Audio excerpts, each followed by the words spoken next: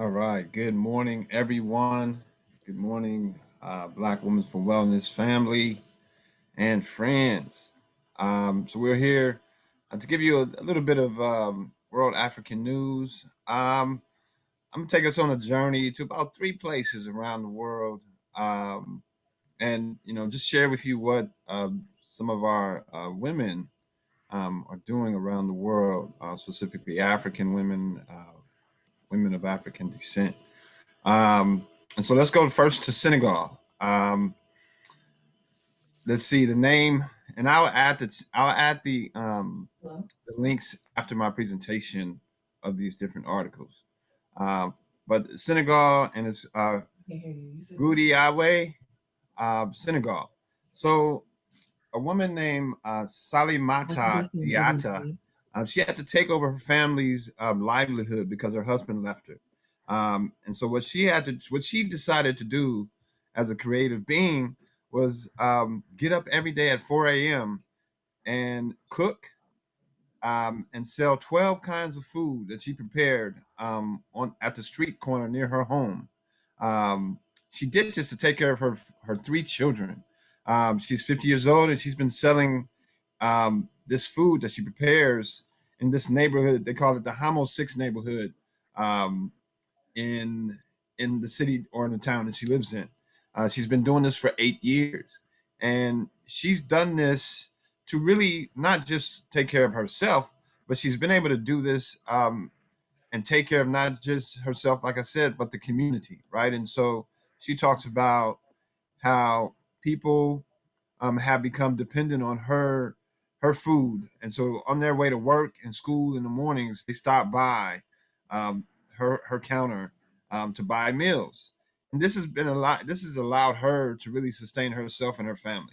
Um, and the other thing about it is she does this in the morning till about 11, 12 o'clock, and then 12 p.m. And then she goes out and works in the afternoon and into the evening, right? And so she's been able to do this and sustain her family. And this is what she says, right? She says, I thank God I worked. I earned.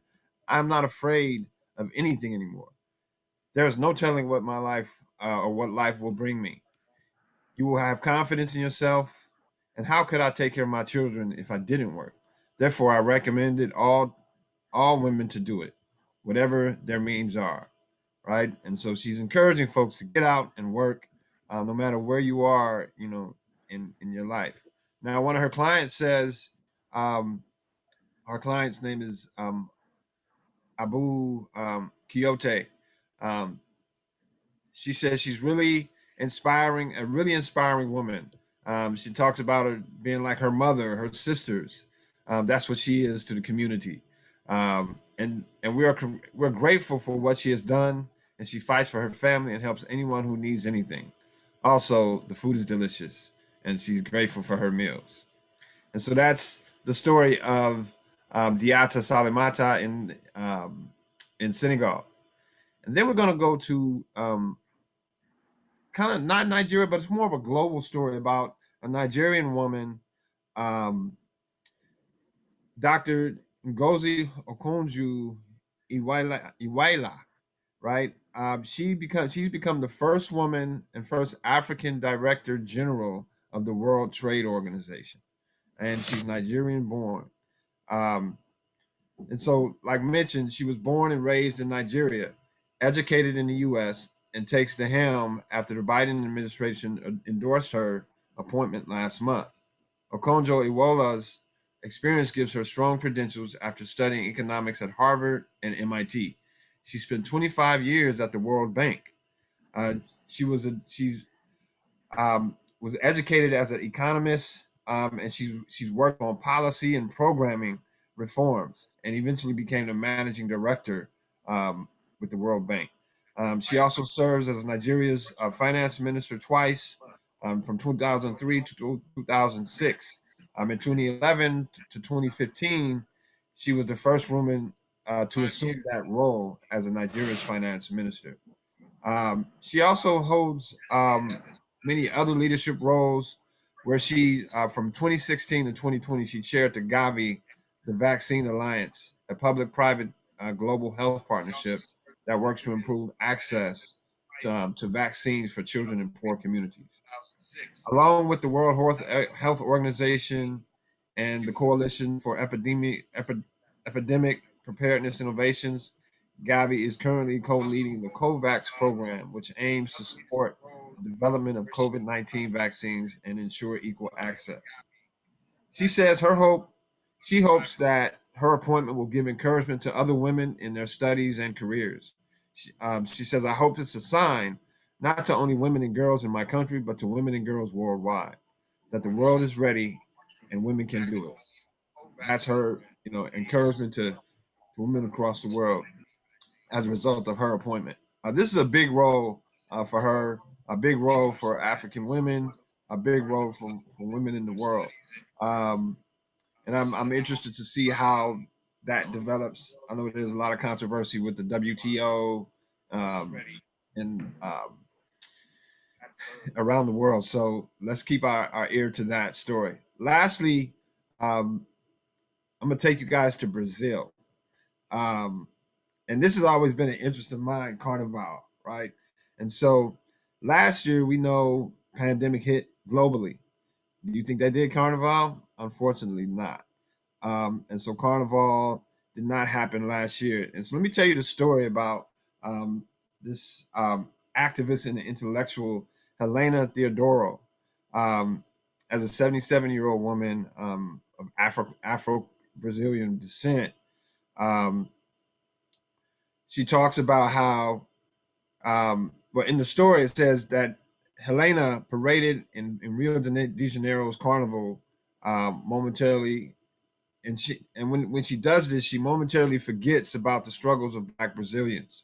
And so we're talking in 2019. She's telling her story, but in 2020, um, her she was able to join 9 esteemed Black women, all of whom dressed in head wraps and elaborate gold and red tunics embroidered with Black Power fists to help the Unidos da Vida Duro Samba School pay homage to a group of both free and enslaved Black women who sustained their families and communities by selling sweets, fruits, and chicory in the streets of the northeast city of Salvador. And she talks about how important Carnival is to her and to her community. She talks about the moment we leave the warm up area to go into the Carnival Stadium and step foot in the Sapokai, that's what they call it, the Carnival Stadium. And when they're cheered by crowds, it's when they stop thinking about the 400 years of oppression and fighting. And Teodoro says that um, this kind of gives empowerment to the families, to the community, and to the participants in the Carnival. And I can imagine that the energy of that. I've followed that for as a child, and so Theodoro has written 6 books on Carnival, Samba, and the Candomblé religion. In 1985, she became the first Black woman in Brazil to earn a PhD. And she says that we enter there as queens, bosses, and as true builders of the countries that they are when they participate in Carnival. Um, she also tells stories that when Rio de Janeiro went on lockdown in 2020, Samba schools like the Salgueiro sprang into action. The school distributed more than 5,000 food baskets that included beans, rice, cooking oil, milk, and other basic items. Um, they also did YouTube live streams, events to raise money for the school, to pay employees to provide donations to the surrounding community. A little bit of facts. Black people make up 50% of Brazil's population of 200 million, but their communities have been hit the hardest by COVID-19, and they've been abandoned by the government. Brazil has recorded more than 230,000 COVID-19 deaths, second only to the US. And it talks about in June 2020 revealed a study in June 2020 in Brazil revealed that the demographic that suffered the most during Brazil's outbreak is older, impoverished Black men. Rio's majority Black favelas, which represent the bulk of communities that Samba schools are tied to, have amassed 3,285 COVID-19 deaths, and which surpasses the count in 165 other countries. And then lastly, the pandemic has also shut down the entire $750 million culture and tourism industry in Rio. And the folks who run the Samba schools activities are underemployed and unemployed altogether. And so this is really, folks have really been hit hard by the pandemic. Folks that are engaged in the carnival culture and carnival industry. And again, unfortunately, in 2021, there will be no carnival. But the artists, musicians, Samba schools, and the Samba schools will continue to keep the energy of the carnival going through various strategies, despite the personal hurdles they face. And lastly, Theodoro has no doubt that the Samba schools, many nearing 100 years old, will survive. After this year, she thinks the message of Black Brazilian resistance will only be more relevant than ever. And so, despite the pandemic and despite the carnival culture being kind of decimated at a financial level and cultural level, there are people in Brazil like Theodoro who's looking to revive the culture, revive the carnival spirit and energy to keep Afro Brazilians empowered and thriving in Brazil. And so, Brazil, Nigeria, and Senegal, those are the stories we'll bring to you today. And thank you for your patience and listening to this World African News. Enjoy. Thank you, Akil. For a moment, when we started out, I heard you say that we were going to be inspiring. And then we had to deal with what's going on around COVID. But we do have to deal with what's going on around COVID. And I'm going to use or pick up two words from your report. And those two words are resistance and the labor movement. So when we think about the history of International Women's Day and of Women's History Month, those are two very critical words to the story. In actuality, this is one of the holidays that started in the United States.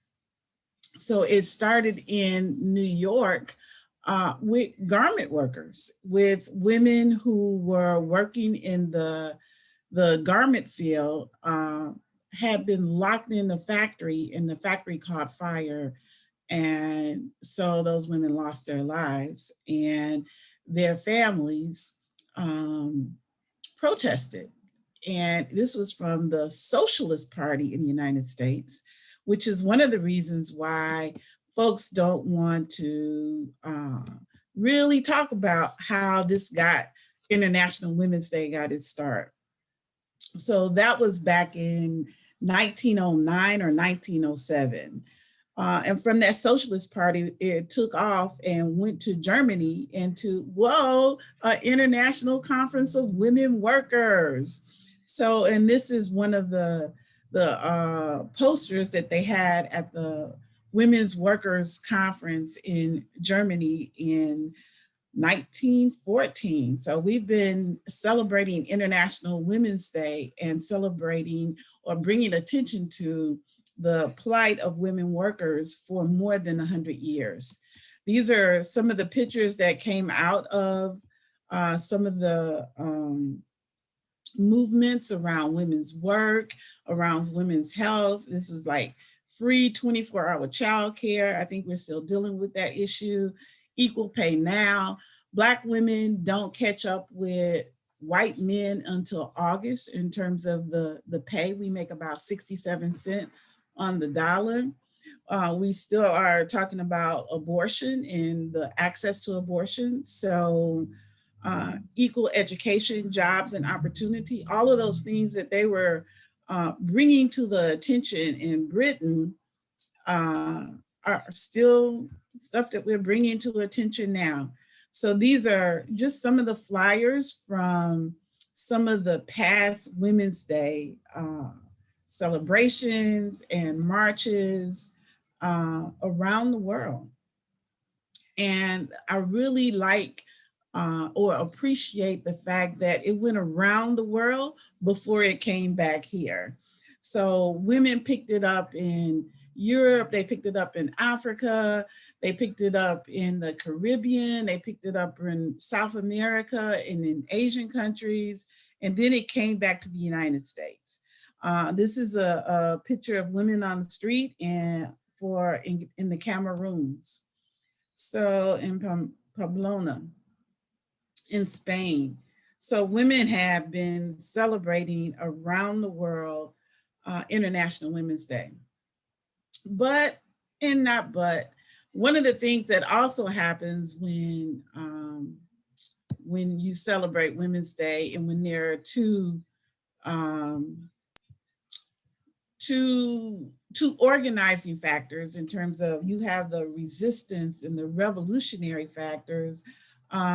What you also get is then you get divides, right? So some of the stuff that has happened this year, I'm going to see if I can share my screen and show you, is that there are two themes for International Women's Day. So one of the themes is International Women's Day 2021, women's leadership, achieving an equal future in a COVID-19 world. So this is the theme that the United Nations put out, and really nice art. And this is the effort that they put together around International Women's Day. And then there's another group, let's see if I have pulled this one up, and they have a hashtag, choose to challenge for 2021. So, and as you can see, women of color are really in the forefront of both of these movements from around the world. The choose to challenge really is looking at, how women are embodying that revolutionary spirit around the world.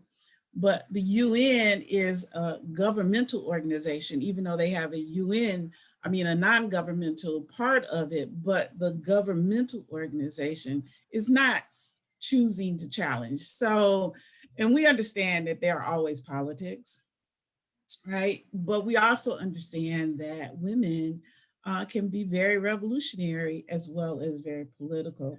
And that's why, you might see a theme that says choose to challenge, and you might see a theme that says, women's leadership in 2021, because we do have the governmental as well as the non-governmental leading around International Women's Day. And we get to choose to celebrate both types of International Women's Day right here in the US, and also be able to support women around the world as they figure out how to resist, how to lead, how to challenge, and how to right the world for some of the wrongs that are going on.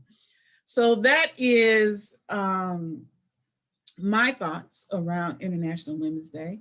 Black Women for Wellness has been celebrating International Women's Day for, I think, about 10 years now.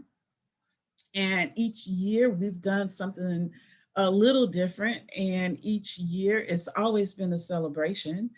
And each year I appreciate being able to celebrate this time with you because we celebrate Black women. Questions, comments, input?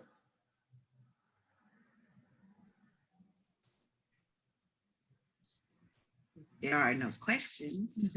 There was a comment from Facebook that said we do need to make it bigger in the US, and it could be bigger worldwide, because as we know, women all over are doing amazing things and have been pivotal in resistance, labor, revolution, and in attire and dress and showing out as Black women of African descent.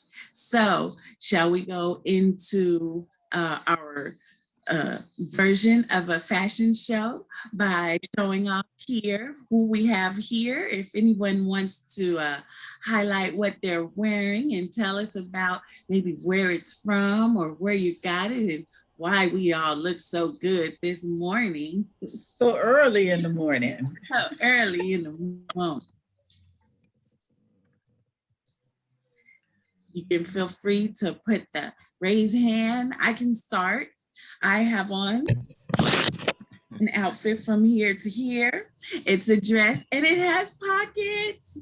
And it is from a company called Offure. That's Offure.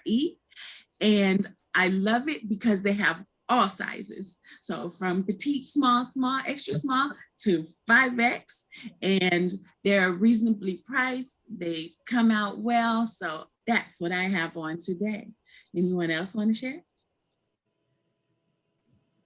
Well, I can share. So, nope, I'm not going to be standing up because, you know, I can dress from the top and keep my pajama bottoms on at the bottom. But you will know that today. This is a jacket dress, and it is by a company called Ray Darden. And Ray Darden is a Nigerian company. And I had to look up why it's called Ray Darden. And basically, it is named after her children. So this woman was a doctor, an MD, but she really loved fashion. So she decided to go into the fashion industry and has been doing wonderful things. She has pop-ups all across the country in terms of the US, but her shop is located in Oakland and in Nigeria. So these are reasonably priced. They're really well made. This is a jacket dress. It does have pockets. She does have a wide range of sizes, like from extra small to 4X. Okay. And I really appreciate when she does those pop-ups, because then that's where you can go and, you know, try stuff on and just have a wonderful time. But she's also online, Ray, R-A-Y, Darden, D-A-R-D-E-N, and reasonably priced. So that's what I have on. Who's next? My hand is up. Eula. Hi, Eula. Good morning. Good morning, everyone. This is Eula. And let me see, maybe I'll stand a while as well. I'm trying to, okay. Now, it's the headpiece and the dress. This dress is at least 30 years old. My godson's mother is from Zaire, and this dress was brought in from Zaire, which is now Congo, of course. And I'll try to turn around. It's shaped like a butterfly. So you could see here where up, and then underneath there's a tie where you could tie to fit whatever waist size you have.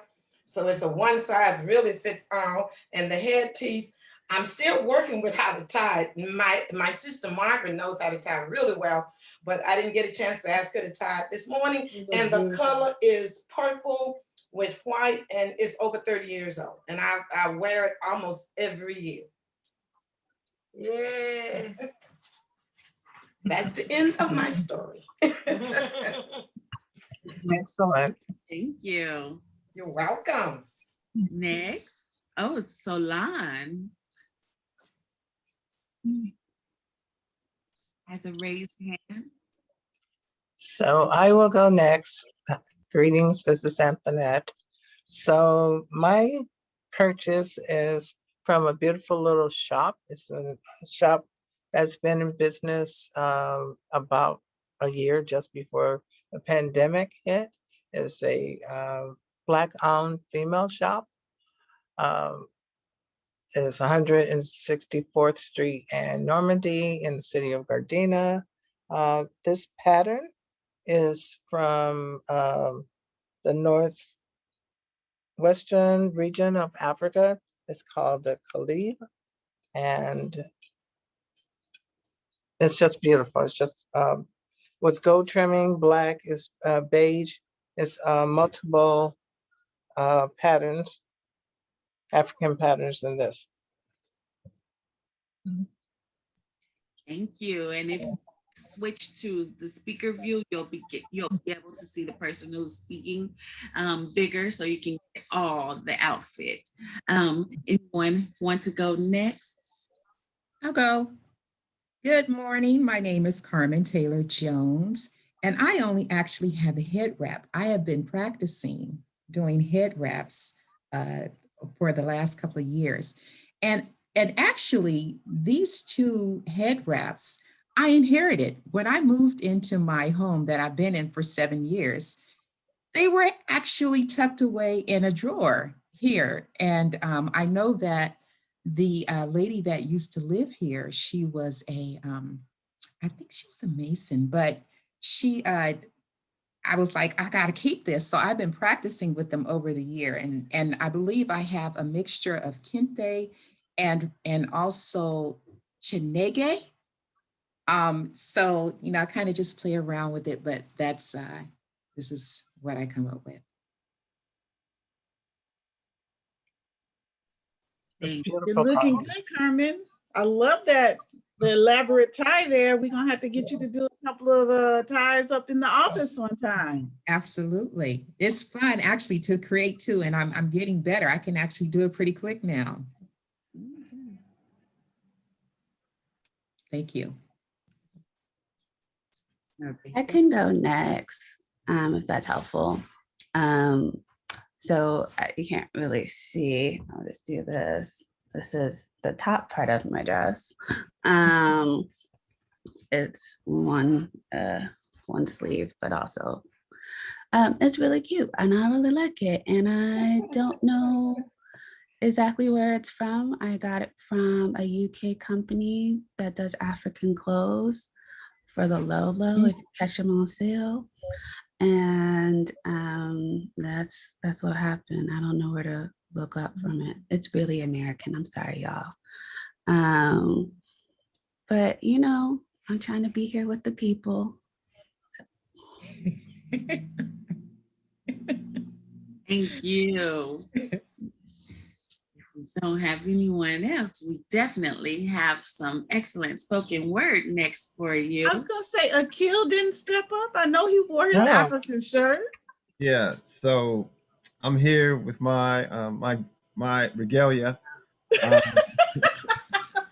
So I don't know where it's from, but we can say that I got it from Leimert Park. Among the many times I've been there, I probably saw it and said I gotta have it. It's like a polo. It's not a pants set, but this is kind of my go-to, and it's probably one of my favorite ones because I can just kind of throw it on with anything. And it drummed in it quite a bit. But the Adinkra symbol on here, and it, so we in the research is Adinkra symbols come from Ivory Coast and Ghana, west coast of Africa, and the symbol represents strength. And so this is my shirt of strength, my regalia of strength.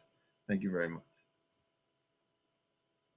Thank you. I see more hands up, but I don't see everyone, but I definitely see Pam. Hello, I don't know, can you hear me? Yes. Oh, hi, everybody. You guys look beautiful. You probably can't see this, but I'm wearing, see, you can't see it, but these are beads from Madagascar. And that's from where my grandfather's from. I'm a descendant of runaway slaves. These beads have blue topaz, and blue topaz calms the mind, soothes the physical body. So when you read the poem that I'm going to read later, you'll understand some of the reasons why that's part of my history. My grandfather, after he made it over here from Africa, right? Pulled through chains. He worked at a shoe store and supposedly touched a white woman's leg and was taken on a hunting trip. And that was the last anyone ever saw him, because he ended up being the prey. But anyway, my sister got me these beads from Madagascar, from our family roots, and I always wear them. Too bad I should have wore a lighter color underneath. But anyway, they're precious to me because they're the only thing that I have that represents that part of my family. And Madagascar, in case people don't know, I mean, it's more than a cartoon. It's on the southern coast of Africa, about 500 kilometers, and beautiful. So thank you. Hi, Jan.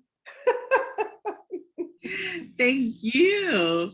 I have two more people. Danielle, did you want to share? Sure. I have on this beautiful two-piece that was gifted to me by a friend of mine. She's from Togo. And yeah, she blessed me with this beautiful, vibrant two-piece outfit from Togo. Yeah. Nice. Thank you for sharing. I wasn't sure how this fashion show would go, but you guys look beautiful. You women look beautiful. And Akil, your outfit was awesome too. Deborah, did you want to show us something? Okay, I saw him raise the hand. I don't see. I'm hearing the logo wants to share a little bit about her headdress and earring. Jan, you want to give us a little bit about that? That would be great. Did you hear the logo wanted to do that? Yes, I heard that. How about that? Why don't we put the logo back up and I'll tell you what the headdress and the earrings are. You can see it. It's in my picture. So the logo is it is a modern take on an ancient Kemet goddess. Her name is Ma'at, M-A-A-T, and she is the person who one must get past to get into heaven. Oh. So she has the scales, and that's her earring, that your heart must be lighter than a feather, and the feather is the green headdress. And the heart is the half of the shape of her face that you see. So your heart must be lighter than a feather to get into heaven. And she is the person who has the scales that you must stand before. So that is what you're seeing when you see our logo about the righteousness of our struggle and justice. So there are a lot of different takes on her. Some of it made its way to the United States, where you see the astrology symbol of Libra holding the scales of justice in different so-called halls of justice around the United States. That's where that came from, right? Where she's holding the scales and there's a feather in one scale, your heart in the other. So that's our logo. That's a great story, Jan. I had no idea. And as a graphic designer, I can see all of those elements now. And it's just, I mean, we need to print that in one of your books or something. That is just a great, great breakdown of what that logo means. Great story. Also, if you ladies have ever gone to WLCAC, they're on 109th and Central Avenue. Yes. As you come in, you know, they have the woman and she's holding also the scales also. She's beautiful. Yes. Okay, thank you. And we appreciate you bringing that up, Akil. Now, for more of the glory and beauty of Black women and women from all over the world, we have Milan with some poetry for us. Are you ready? Yes, I am. So by the way, my auntie got me this, and it's from Egypt. It's from like the southern region near Sudan. So I don't know like who made it, but she got it straight from there.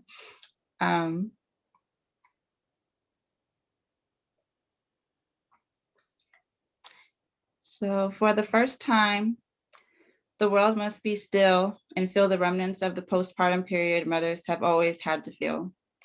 The isolation that comes with bringing life into this world. Woman, I want your name spoken with so much power.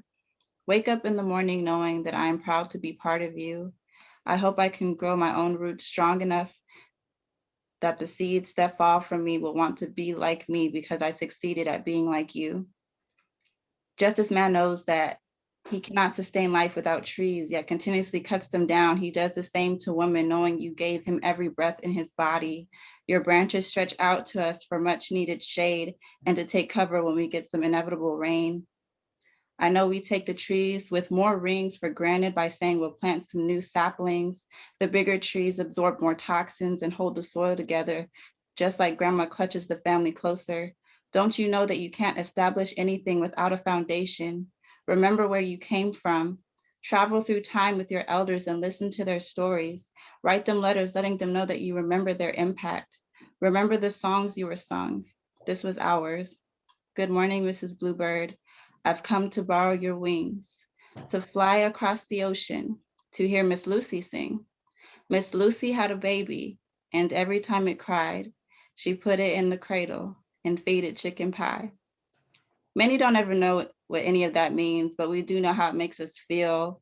We know we will pass it down as it was passed along to us. Grandmas, Jean Mamas, T. Jones, Lulas, Abuelitas, Omas, Bibi, Amas, they all come from us with so much strength. Their truth is often mistaken for ridiculous fables. Mamas are not perfect. We forget they were not always mama. Mamas are often the fairy godmother we always wished for, making a way out of nothing. Every meal I sat in front of a table centered by a glass vase full of switches from grandma's garden.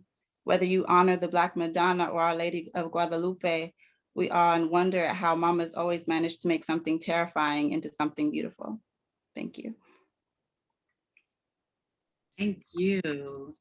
I really enjoyed that. I see all the snaps and claps and shares. I am going to share my screen now as we go into the culinary portion of our celebration today. And for International Women's Day, we are exploring food, fashion, art, dance, and more. So I wanted to highlight different chefs, as I said before, from various regions that are all of African descent, because we are everywhere. We're going to start with, let's start with a video.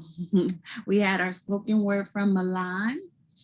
And this is a video with some of the traditional African dances. So I would like to say, forgive me, y'all. This is my first time and we are improvising. So you're going to see notes and different things around as I try to put some things together to share with you as we go on this journey. So here are some African dances, and I may have to cut some short in the interest of time because we have lots more filled for you today.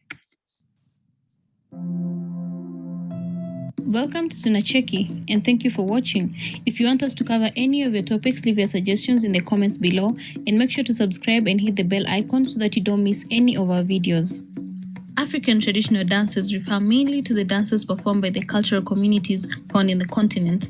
Communities use these dances to teach, to socialize, to celebrate festivals, and to mourn during funerals, while some dances are exclusively used for spiritual or religious practices. And in this video, Tunacheki presents the top 10 traditional African dances.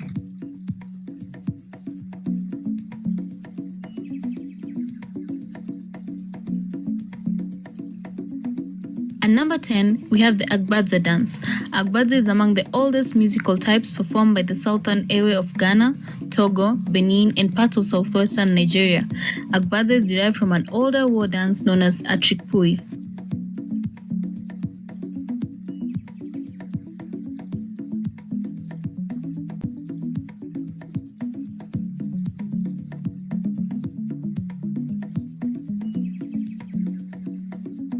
At number 9, we have the Mogola dance. Mogola dance originates from the Baganda tribe of Uganda and is performed by both men and women.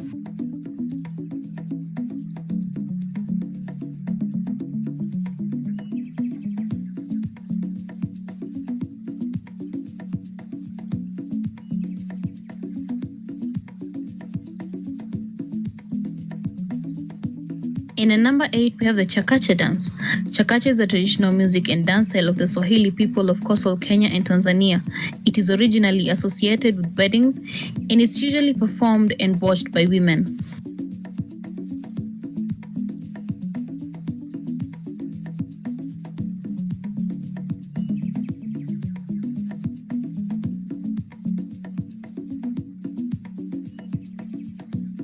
And number 7 is the Pat Pat dance.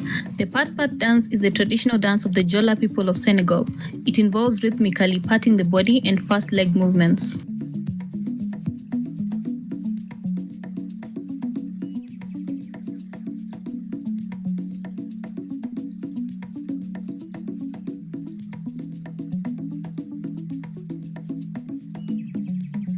And number 6, we have the Eskista dance. Eskista is a traditional Ethiopian dance performed by both men and women that is known for its unique emphasis on intense shoulder movement. The dance is characterized by rolling of the shoulder blades, bouncing the shoulders, and jilting the chest. Eskista is typically performed to traditional Ethiopian music, but can often be incorporated into modern forms of music.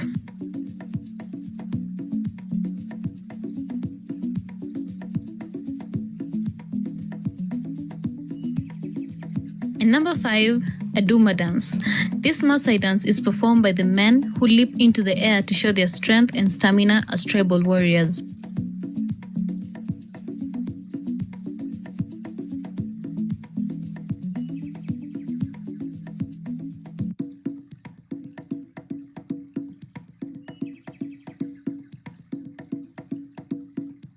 And number 4, we have the Indlamu dance. Indlamu is a traditional Zulu dance from South Africa where the dancer lifts one foot over his head and brings it down hard, landing squarely on the downbeat. Typically, 2 dancers in warriors' belts perform Indlamu routines together, shadowing each other's moves perfectly. Also often referred to as a Zulu war dance, and is often performed at weddings.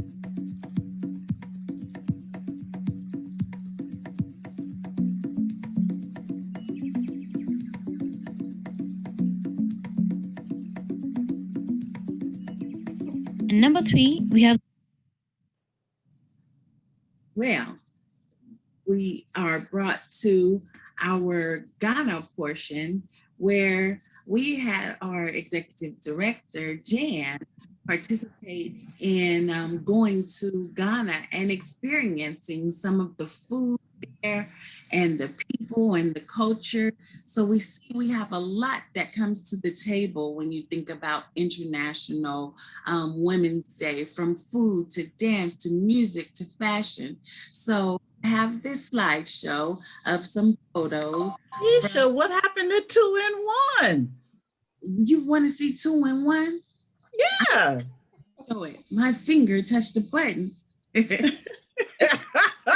want to see 2 in 1. I was like, okay, we got 3. Akan people of Ghana. The Akan are located in Ashanti, Brong Ahafo, Eastern, Central, and parts of the Volta regions of Ghana. It is best described in Akan musical traditions as a women's dance because they dominate the performance. Told you it was my first time. Okay.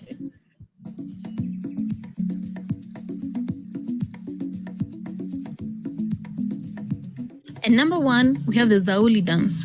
Zauli is a traditional dance of the Guro people of Central Ivory Coast.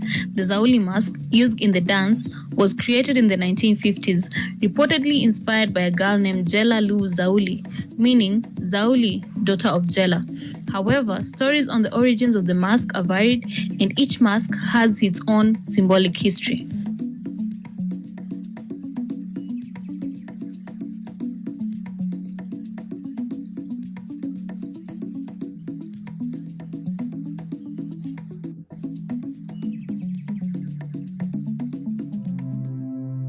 Really Did you like? impressive. Okay. So Okay. All right, thank you. Because I was like, now you left me hanging. What? Where's 1? Where's 2? What's going on? I didn't know the keyboard was so sensitive. I don't think I was the only one. I'm not sure, but So are we ready now for you to tell us all about your journey and your experience in being a lover of food, and again, how women have an important role in bringing food to the table for everyone to enjoy, and the food that nourishes us and sustains us.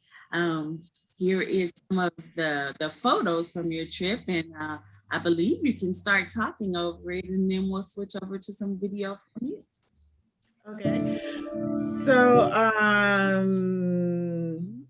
thank you, Carmen. And, Carmen had talked about, we know where twerking comes from now. At any rate, I went to Ghana recently, and while I was there and enjoying the cuisine, thought, why not do a Kitchen Divas West Africa or a Kitchen Divas with the cuisine of Africa? This also came because I rarely see African or Black folks cuisine featured on, you know, the Food Channel or HGTV or anything like that. So we thought, we had the people, i.e. the cooks, the chefs, we had the market, happened to have Sylvester Rivers with me, who has the video camera. So we thought, let's just do Kitchen Divas in Ghana. So that's what we did. These are some of the pictures from that cooking class. We have a short video, it's 3 minutes long, it's very dark, but the sister will walk us through the food that we're getting ready to eat, because after she cooked the food, be sure that we had a good party and ate the food. So I'll show you my screen, and that way we can see the how she was putting the food together. Bell pepper, garden eggs, tomatoes, and then turkey berry here. And then we have this leaf, we call it toma in Africa, but it's like okra leaves. And then we have the green pepper, different from the bell pepper. This is our local green pepper. Then our onions, and then our taro leaves. We call it kontomire. And then we have our okra here, and then avocado. And then we have our yam, cabbage, cassava, plantain, the ripe one, and then the green one. We have our brown rice here, and then some spaghetti. 3 or 4 tablespoons of ginger, and then the onions should be about 4 tablespoons of it, and then the pepper, I think it's 2 tablespoons. But for the tomatoes, we have like a whole cup of tomatoes here. So we need to blend them together. And then the okra, it's done, ready for our sauce. And this is our tetra plura for our juice. We call it prekese. Our ripe plantain and green plantain together, we boil them in their peels. We're going to start our sauce now. It's oil from palm fruits. So we put onion, garlic, ginger, and green pepper. Okay, say. After 3 minutes, I'll have to put my onions, and then a little of the chunks tomatoes. So we're putting our onions in. So we have our pumpkin seeds here, and then our garlic seeds together. Our prekese, that is what will make our sauce unique. The flavor. Taro leaves.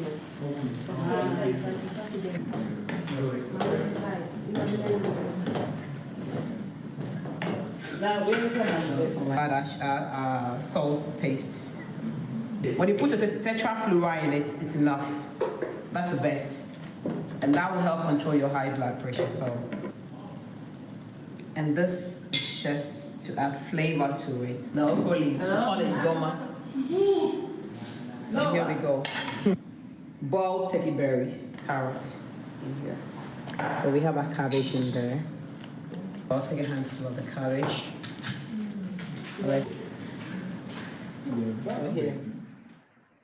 So I want to say that Carmen made this comment that it was a lot of preparation for the food. And if you saw the picture, just in terms of when we went to the market, we really got the food in its most natural, raw form. And I actually called this Three Sister Stew because it took three sisters doing all the prep for it, from, you know, from the okra, the what she called garden eggs were really like eggplants, and just, you know, prepping all that food to go into the dish. So yeah, for me it was Three Sister Stew. And it made me realize one of the reasons why, you know, food used to be an all-day adventure when you were going to cook, from back in the day until now, you know, to get food from its very essence, raw, and to do whatever you're going to do to it to where you want to eat it. So I am looking forward to doing some more Kitchen Divas. And I just want to say that Pam Ward is the person who came up with that term, Kitchen Divas, from way back when. So we are still rocking that term, Pam. And so we're going to do Kitchen Divas East Africa. We're going to do Kitchen Divas Central and South Africa. And we might take it to the Maori folks in New Zealand and Australia, but we're going to take it around the world and just be foodies as African women. So yeah, that was one. That's such a great idea, Jan, because like you said, none of the shows really incorporate anything from the diaspora. And it's like, wait a minute, that's some of the best food in the world. Yeah, yeah. So, and I bet we can all, if all of us pulled it together, we can name the Black women, chefs, cooks, etc., who are on any or all of those stations together. So we have talent, we have skills, we have expertise. Why not us just do it, as opposed to complaining and asking them to do it? I'm like, you know what, we could do this. We could take Kitchen Divas around the world. That's right. So, yep. That is true. So I am going to begin continue our journey to Brazil. I will first show some of the Afro-Brazilian drumming women, and then we'll go into our first chef that I would like to highlight. Let me go ahead and put this in full screen.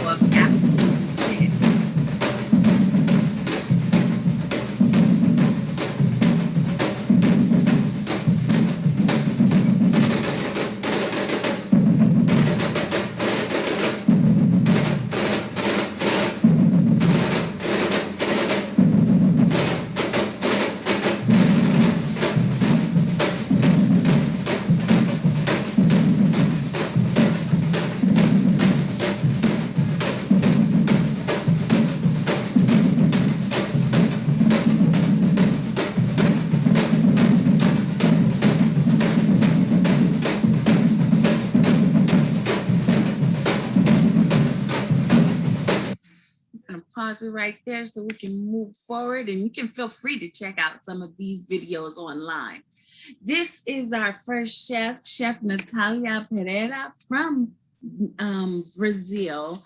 I had the opportunity to go to her shop, and I actually found her on a website called Regarding Her. And what they do is they highlight women chefs all in Los Angeles. And then during Black History Month, they did highlight different Black African chefs who are doing amazing things. The name of her restaurant here in downtown Los Angeles is called Wood Spoon. She came to the United States in 1998. And in 2006, she was hanging out with some people, giving them food.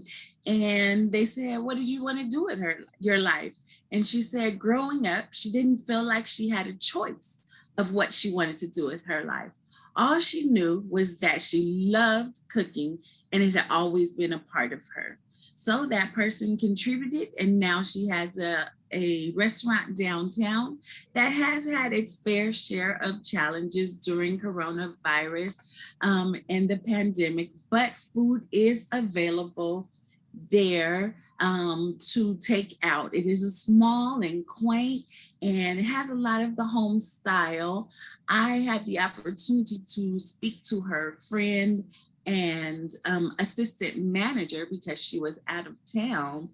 And he gave me a snippet of some of the foods she likes. And I do want to point out that in Brazil, it is a combination of different cultures, from African to Portuguese to Indian. So they also said that usually in Brazilian food, you'll find a lot of meat, but here at Wood Spoon, they can make food for vegans, vegetarians, and pescatarians. So here's a little something I recorded while I was there. I was trying to get the ambiance. So here you go. Oh. Oops.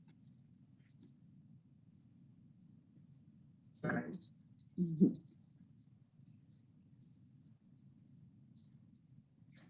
Yeah. Her favorite dish. Her favorite dish to have is the rice and beans. Simple, and she loves how much of a rich flavor such a simple thing can have.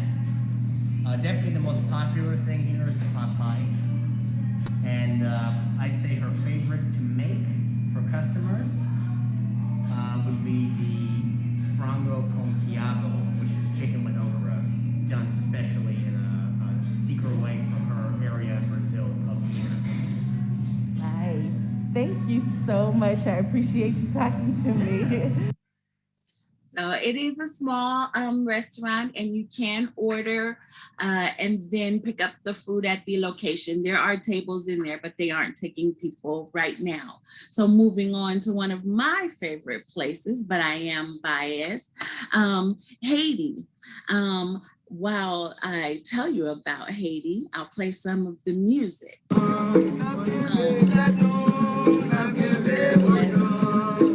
So Haiti was one of the first places to gain their independence and have influence on the world. It got its independence in 1804, and the food, the culture, the women, the dance, everything is amazing in Haiti. It has its fair share of issues that it's going through now and for a long time. But I want to share with you a chef that I learned about. Her name is Carol Lazier. And I have a video that I found. I'm not going to play the whole thing again, but it takes you on a journey of some of how she's been feeling and experiencing life and food in Los Angeles and some of her challenges. And she does have, well, go ahead and listen. Que lo que mi gente, soy yo, Gadiel. Hoy we have a special video. We're gonna try Haitian food. Joyce is a good friend of ours. She was telling me the other day that she wants to try Haitian food, that there's a Haitian food truck. But unfortunately, the Haitian food truck lost their truck. But hopefully with this video, we're able to help them out to get back on their feet. Let's look for Joyce.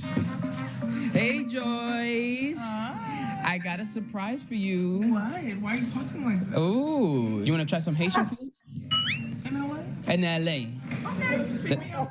Oh, let's go. I'm gonna spin them and they're gonna end up over there, okay? Okay. All right. And we're here. And we're here. That was fast. Yeah, Hey, you move quick. I'm You quick. move quick. We flew together. You know what I mean? So we're here. We're at their house, which makes it more interesting. I think it's gonna be a little bit more fun, More home-like. more homey, More community. Yeah, you know. More taste, more Yeah. culture. I think. Mabule. All right, let's go meet him. All right, let's go meet him. Yo me llamo Carol Desio de Regis. Yo me llamo Daniel Regis. This is Joyce, y lo que estoy haciendo es trayendo a Joyce para que trate comida haitiana. En Los Ángeles no hay comida haitiana. Una amiga mía, que es Julissa, me llamó y me dijo que ustedes tenían una troca. Me da mucha pena que perdieron la troca. Ojalá con este video podamos ayudarlo para que la gente llame y probar su comida. Mi comida es una comida haitiana. La gente no conoce comida haitiana bien. In Los Angeles, not many Haitians, so we figured that if we have a food truck, we can move around. But then people can expect you to be in certain places every day. Estamos todavía haciendo caterings, and we're able to do deliveries to Postmates, Grubhub, Uber Eats, and stuff. Ahora está trabajando de las casas, ¿no? En la casa. Sí, for sure. Te llaman y hay que preparar la comida y ellos Y vienen aquí. ellos vienen y lo recogen. Exactamente. Ask them about their relationship with Haitian food. Es mi comida, es mi patria, es mi comida. Es lo que yo conozco de que nací. Boutan pile manger, même pas manger pour manger haïtien. Hoy van a comer rabo de res y va a comer el Red snapper. red snapper, que es espargo, sarroz, rice and beans. Y van a comer griot, black rice. What is black rice? ¿Qué es black rice? That would Es black rice avec jonjon. So jonjon would be a mushroom. Es mushroom, pero ese jonjon se consigue solamente en Haití. Ese tipo de jonjon para hacer la comida. So it gotta be imported. Do you know about this? Yeah, my dad makes it all the time. It's a big deal. Like, it doesn't come out all the time, at least. You gotta have griot complete, which is like banan pese, Banan the pese. tostones, the jonjon rice, Yep. pickles, and the griot pork. Estoy loco para probar tu comida. Oh, vámonos. Now, I can't teach you guys and let you see more of the food making because that would take a lot more time and I would get hungry. I am half Haitian. My father is from Haiti. But I do want to tell you they are still doing the fundraiser to try and get the food truck back. And you can find them on Instagram or call the number that was in the last slide, 818-477. And there was more to the number. And 8076. thank you. Yes. You wrote it down. So right there, they'll take if you text them or call them for a plate of food and they can make something. One of the vegetarian dishes that I like, now you have to watch out because Haitians will try and put meat in everything. Legume, which means vegetables, but they are cooked with all the spices and all the beauty and all the love. So that it's delicious, and that is usually served on rice. So you'll see rice is a staple. In the images before, you saw some of the national rice, which is the rice and beans. The Brazilian chef talked about rice and beans. Haiti has rice and beans. We're moving to Ethiopia, and they don't usually have many rice and bean dishes, but our chef does have rice and separate bean dishes to show us. So I will play some of the dances from Ethiopia. We saw a bit of that already, but here's a little more for your viewing pleasure.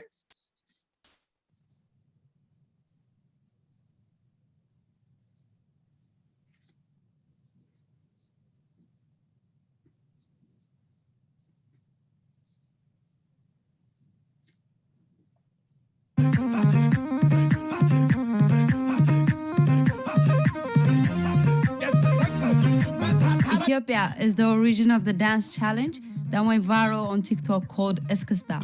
Dancing is a universal language and a beloved part of life for Ethiopians. It's a diverse country and home to over 80 ethnic groups with many with their own style of dancing. On this video, we're going to show you our pics of some of the mainstream dances of Ethiopia. If there's any dance that you think should have been included in our list, please let us know in the comment section below.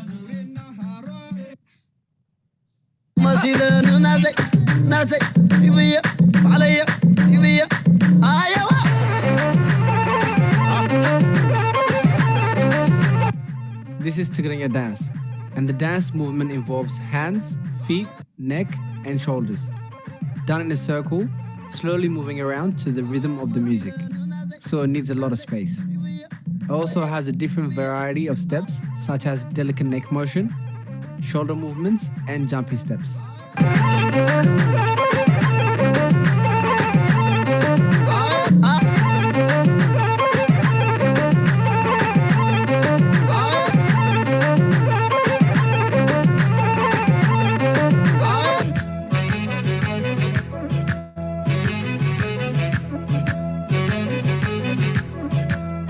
The Eskista is a dance involving a unique movement of the neck, shoulder, and chest. It is performed individually by men and women, but usually in groups. The dance is typically performed with traditional music. The rhythm and the beat of the music guide the Eskista dance.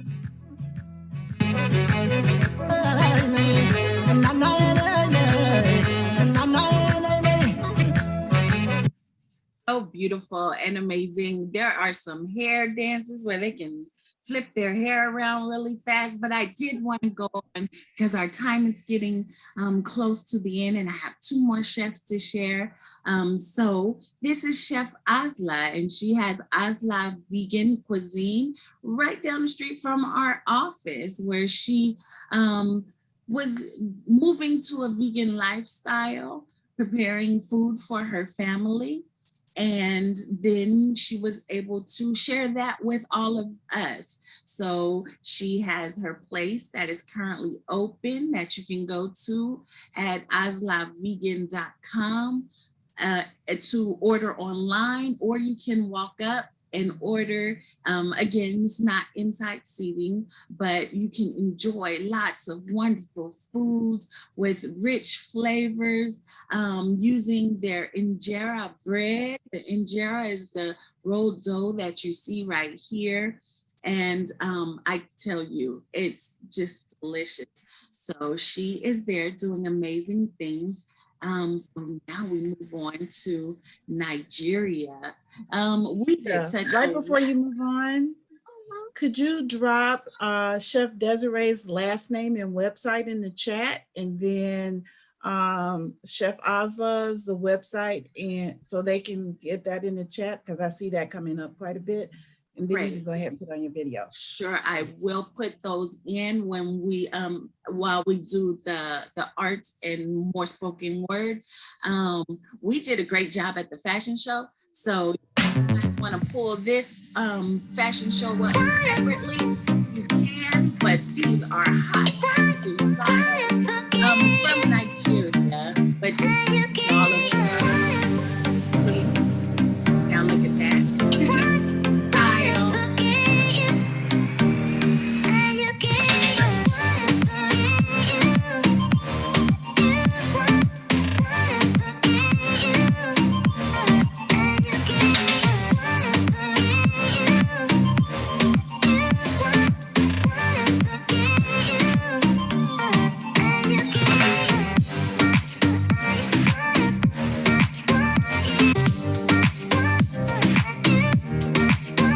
Did I tease you enough?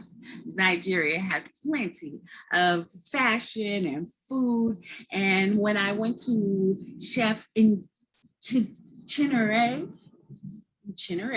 and she has an African cafe with the short part of her name, which is Nkechi. And they had her family there, her daughter, her grandchild, and cousin in the restaurant when I stopped by to see if we could highlight her. And they wanted to share with you their food. They think that it's very important that all of us take the time to open our minds to different foods and try different foods. And she fed me, and it felt like family while I was there. She made the egusi soup, which is pictured here, egusi stew, which is pictured here, and they have the fufu. So I'm so glad that Jan had some of her video, because it's made with pounded yam And the fufu that you use to eat the food with can be made with different things. But in Nigeria, they make it with pounded yam. And it was one of the rounded ones that was in Jan's video. She was very lovely, very open and nice. And I did ask a series of questions just to see what the chef's favorite foods were, what their was, and how, you know, what the situation was like for women. And in Nigeria, there is a lot of male dominance, but they wanted to let you know that women are making their place and having more opportunities. And this African Cafe has been around in Los Angeles for 30 years. So if you haven't tried it yet, you need to go by and order some good food. I will say, and they did say, that a lot of the foods, that egusi soup is made with with melon seeds. So in the video I saw, it was made with pumpkin seeds for Ghana. But then they mix it with stock and lots of spices. But in some of the West African countries, a spice could be considered shrimp. So if you have allergies, if you're not eating meat or fish, it would be difficult to find some food there, but they said they'll be more than happy to prepare something for you, as they did for me. So that was a highlight of all the 4 different chefs from around the world of African descent. I would like to segue into art, and that's where I can drop in more and stop sharing my screen and drop in more of the in the chat of how you can find these amazing women, Black women of African descent, chefs in the Los Angeles area. So Jalen, do you have some of the art that we can present today? Yes, I do. Super.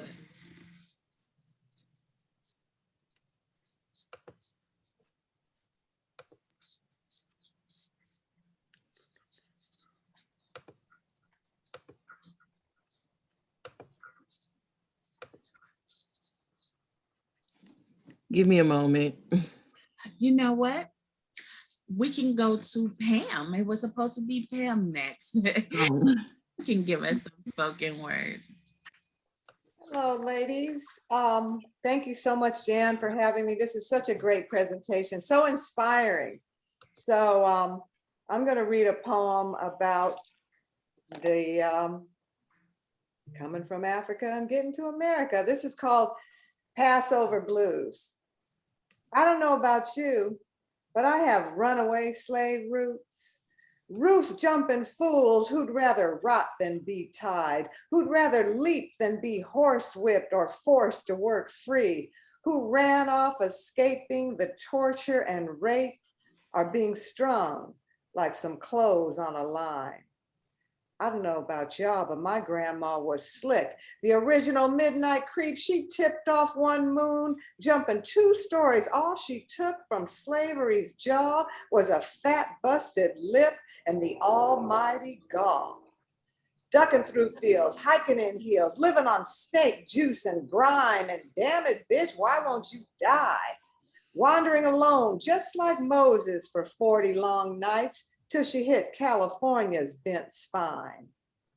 I don't know about yours, but I have blue overseer eyes, and the bondage still taints the hue of my skin, but I got grandma black and rich, heating my neck bones and thighs. It's a renegade mix of pure spitfire and pride. I won't pass over like some of those poor lost Black souls. I will flow red and rich like a good Seder wine, racing like the Pacific, whipping rock into slush, always running, always coming, each way thunderous and free, racing with the strength of a runaway slave. Thank you very much. Thank you. Are you ready now, Jayla? Okay, now I'm ready. Thank you, Pam.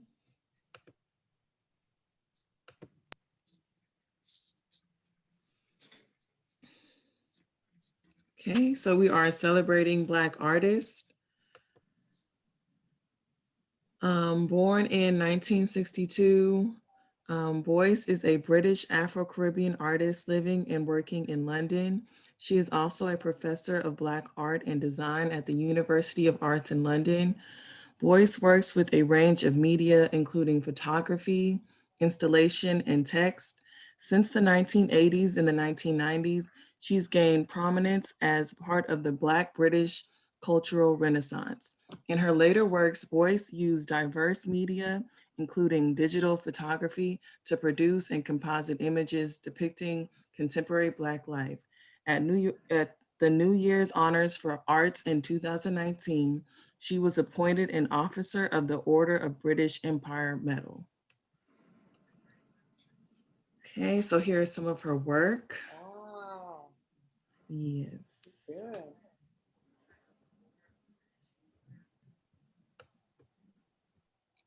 Here's another artist. Warwick Fuller was born on June 9th, 1877 in Philadelphia, Pennsylvania.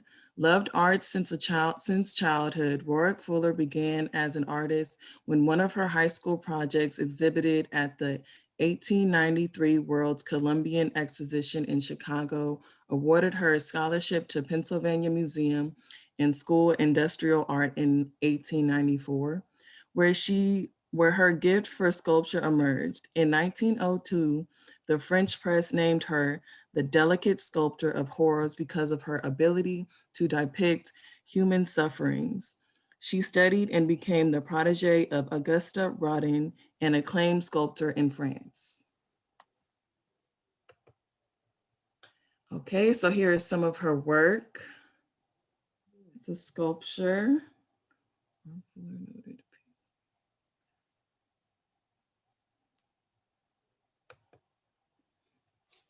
All right, here's another artist, Billy Zingewa, a featured artist at Joburg Art Fair, cemented her position as one of the leading visual artists in the country. Increasing interest from international collectors, in 2014, the Smithsonian National Museum of African Art in Washington, D.C. acquired Zingewa's Constant Gardener. In 2019, she was included in the show I Am, Contemporary Women Arts of Africa in the National Museum of African Art in 2020. Templin and Paris presented a solo exhibition of her work by the artist titled Soldier of Love, which explored the domesticity and femininity of love. All right, so here is some of her work.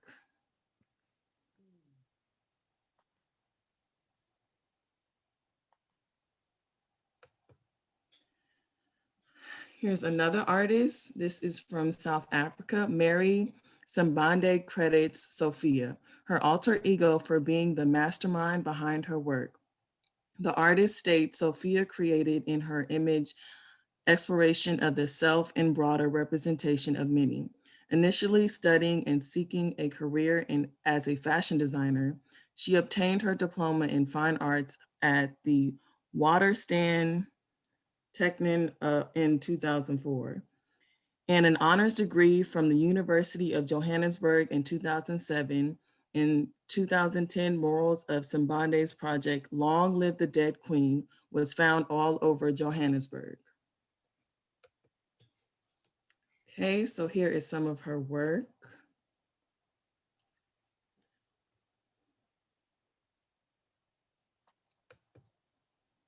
Another artist, an artist in protest, is one way to describe New Bridgerton's Linguiza. Okay. The up-and-coming artist uses domestic objects, including bed frames, fabrics, and bottles, as art to characterize her work. Kuwitha, in her latest exhibition, dives deeper into the narrative of new motives, including repurposed brushes and matchstick bristles and hanging razor wire with found. Here is some of her work.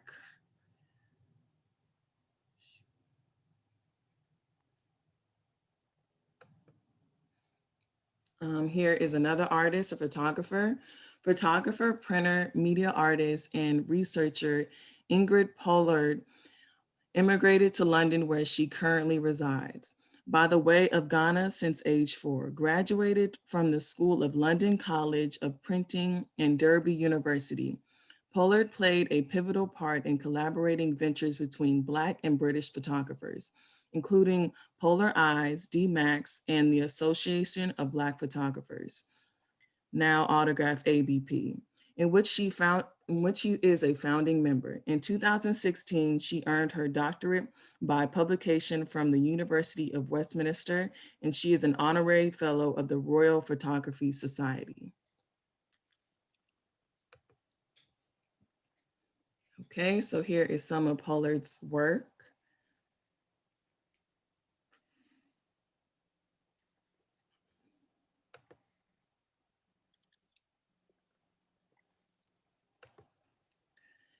Born in 1940, Yosunisa Say is among the first generation of Senegal artists following France's independence. Self-taught, she is one of the female participants in the Clearly exhibition, so-called École Dakar, and is one of the few artists close to the poet, philosopher, and the first Senegalese president, Léopold Sédar.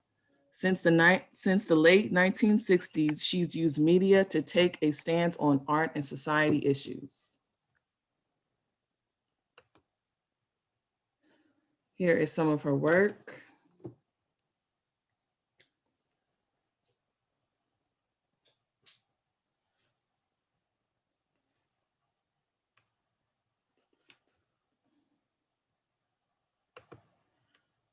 All right, that is our last artist.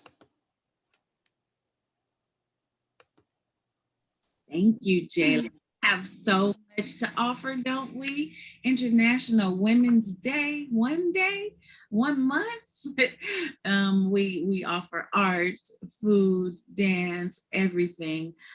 We do have one person that is supposed to do some spoken word for us. Felicia, are you ready? Sorry to take so long.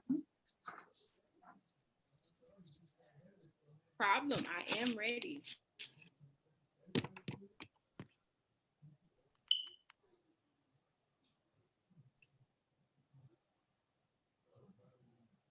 Oh, Go, good to go? Felicia. Yeah. Okay. Can you guys hear me clearly along with, you guys hear me clearly? We can hear you and see you. Awesome. So my name is Felicia Cade and I am a poet from Long Beach, California. And I'm going to do 2 pieces from 2 of my most recent books. LBC. Hey! Releasing it into the, we'll do this one first. This one is called Mighty Women.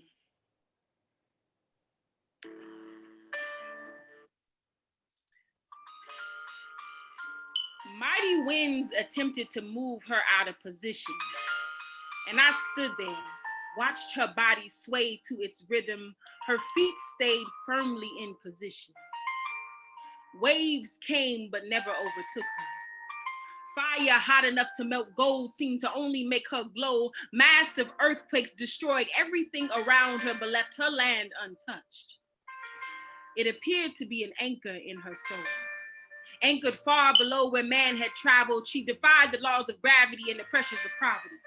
Every countless attack on her identity left aborted. Attempted assassinations of her aspirations left shooters with bullets too weak to break through her skin. Her vision was too clear to be cracked. And she sang her song so loud that it overshadowed the voices of her enemies, and they asked, who are you? That the trials that I used to so easily destroy generations past and present won't even come near you. She said, I am my father's child, placed on holy and sacred ground, hidden in times of trouble and highly favored in his sight. So he commands the winds to bend in my favor and makes shallow waters cloud below my feet. Mighty women are we? And that's the first piece, and that is from Collected Pieces and Shed Skin, which is, I'll put in the chat, which is available on Amazon. This next piece is called Watch Me.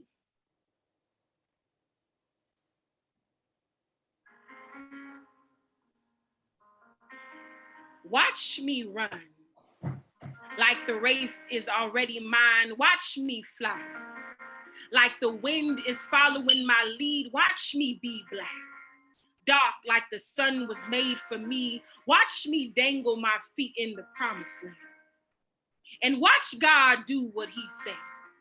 Watch love crash into me like a wave. Watch me free my mama and all her children who became slaves.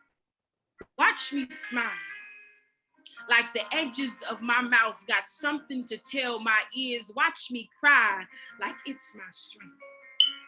Watch me be like your opinion never mattered. Watch me dance like nobody's watching. Watch me, because I deserve to be watched. And watch me watch you like you matter.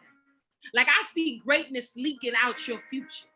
Like you got an army behind you. Like you can't be covered, ignored, or pushed aside. Like you're too big of an idea to be quiet, and you better say something. Say it loud too. Bet it echo around mountains and into tombs. Bet your voice open doors that your hands can't. You better say something. Say it loud too. Bet it echo around mountains and into tombs. Bet your voice open doors that your hands can't. You better say something. And that is that piece. Thank you. My name is Felicia Cadigan. I am a poet from Long Beach, California. And that was from my second book, which is also available on Amazon, called Hallway Confessions. I will drop my info and the book info in the chat. And thank you guys so much, and happy International Women's Day to all of my these amazing women online and abroad. Thank you so much, Felicia. I'm going to be saying that all day. You better say something. You better say something. Better say something. Yes. And thank you to Pam and to Milan for the spoken word. Thank you, Jalen, for the art. It was wonderful and fabulous. I can't wait to see some of those links so I can go to some of those sites myself. And Keisha and Miss Antoinette, thank you all for pulling this together.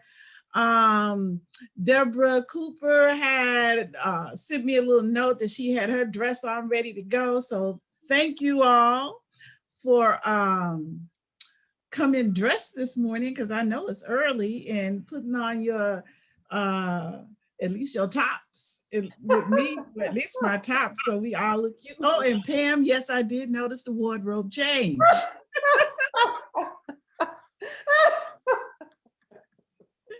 And So, also Danielle and participation to the art. Yes, and I appreciated the art, the music, the food. I'm so hungry now. I'm getting ready to go have breakfast. Yes. But it will be at, the local kitchen right here in my home. I am putting our website in the chat. If you all don't know it, it is bwwla.org. And you can go there to get more information about Black Women for Wellness. You can go there to make a donation. You can go there to become a member. You can go there and sign up to volunteer, or you can just call us at 323-290-5955. We will get back to you.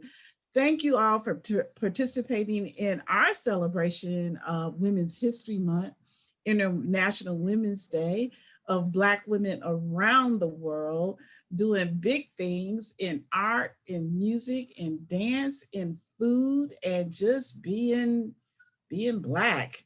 And I'm going to borrow some of Felicia's words. You better say something. So use that as a mantra all month. when you see a Black woman just being Black and beautiful and proud and talented and showing her expertise, say something. Say thank you. Say, girl, you doing that, or woman, you doing that. You can say asante sana, or obrigada. You can say merci. You can say gracias. You can say merci. But say something, just shout them out, because we all need that affirmation from ourselves on a regular and continuous basis. And if we don't do it, it might not get done. So thanks for playing with Black Women for Wellness this morning. I believe we have a Kitchen Divas happening this afternoon at noon. If Charity is on, she can say something about that. And if not, if you're on our Facebook audience, go to our website and sign up and you'll get the calendar. All right. Yeah, it was my birthday, Pam. That's how come I missed your program last night, because I would have been there for Whose Pussy Is This? But it was a birthday celebration going on, because I have completed another rotation around this sun. And we welcome you. Thank you, Jan, for sustaining all of us and through a pandemic. Thank you. Yeah. Okay, so yes, we do have Kitchen Divas at 12 today. And so you can come to Facebook, or you can get the link out of the newsletter, the email blast that Jalen has been sending out. If you have not noticed, we have been sending out an email every day featuring a Black woman author, or this month, a Black woman whose sturdy shoulders we stand on in history. So if you have allies or friends, if you have other Black women who don't know the work, the body of work that Black women have been putting out, publishing, working, doing, you will get a taste of it from February 1st through March 31st this year from Black Women for Wellness. Thanks for joining us. Thank you. Okay. There's also a dance class today. Ooh, the sensuous dance class. When is the sensuous dance class? Says today. All right. They're on Instagram, and the links have been put into the chat. And if there's nothing further I can share as we close out, some more dance. It was great to have you all here. It was a pleasure. Thank you for the kind words as I did my first session. Anything else? All right. Great job, Keisha. Thank you all. All right. And you all are phenomenal. We are all what? Fabulous. Phenomenal. Fabulous and phenomenal. All of you. Yes. In the words of our ancestor, Maya Angelou.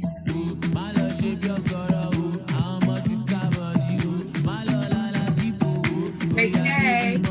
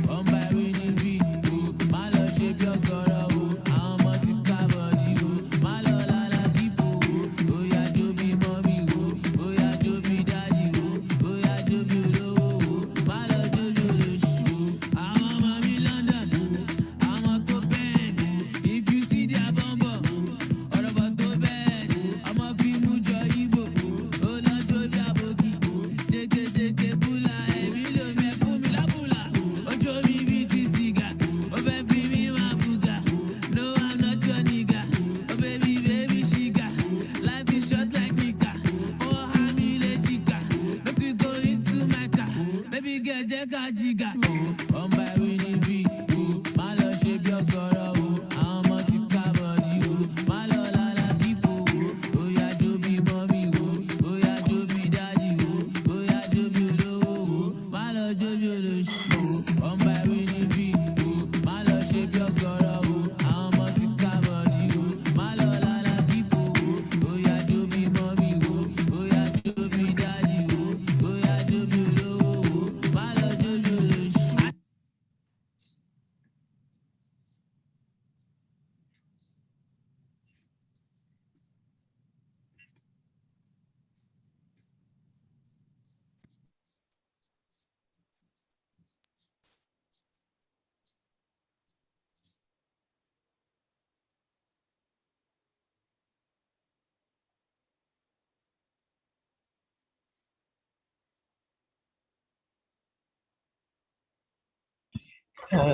Keisha, she didn't, she's gone.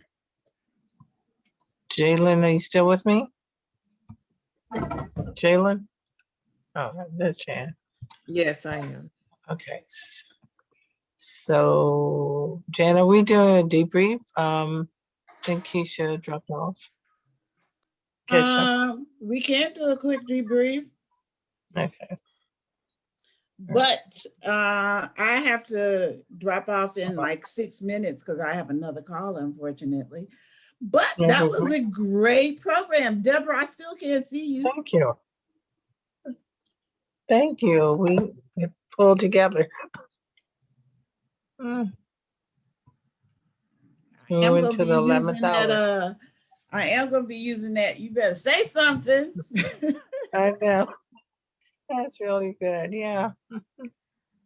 So, yeah, she was referred to me by Deborah.